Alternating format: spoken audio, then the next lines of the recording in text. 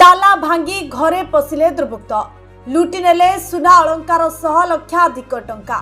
सूचना अनुसार बालेश्वर जिला कोमरदा थाना अंतर्गत सातशुलिया ग्रामर प्रमोद दत्त तांको परिवार सदस्य माने कलिकता रे रही कार्य करती। रथयात्रा समय परिवार सह से माने कलिकता जाइथिले।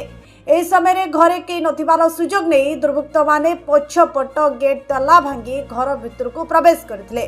परे आलमीरार लकर भांगी सेथिरे थिबा सुना अलंकार एवं अन्य मूल्यवान सामग्री लुटि नहीं जाइथिबार अभियोग होइछि। घर को फेरिबा परे चोरी घटना जना पड़ितला। एने परिवार पक्षरु कोमरदा थाना रे अभियोग करा जाइछि।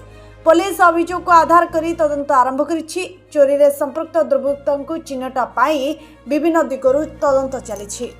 चोरी किंती की बाके देखी मुझे सब कोई गनी भाई एरकम अवस्था कि आसिकी ताला भांगा घर लॉक खुला आलमारी खुला सब जिनस गणा नहीं हाँ खाटिकी करथिला हमर जाने भी व्यवसाय करी जा करी विदेश रो पड़ी के कष्ट करी करथिला हमर कारे कांडी मारी के आनी नाही किंतु कार साथ हमका शत्रुता भी नाही पाछ दे जाइछन आलमारी रो भी से जंत्र द्वारा सब भांगी की नहीं छन सत्य कथाटा ताकू शास्ति दवा दरकार मोर एटा कलकत्ता रे रहउची मो रथ को जाइथिली 8 दिन परे मु कलकत्ता रे घर को आसिकी मु देखुची मो घर कोनोसी जिनस नाही।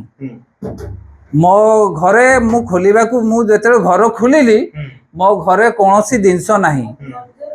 आसिकी आलमारी रे मु देखिली मोर बाहुटी सोना चेन एवं 3टिया कानो पासा आ गुटे रूपा भेसलेट आ गुटे पांजुर गहना हो 7 लाख 8 लाख टंका गहना हम।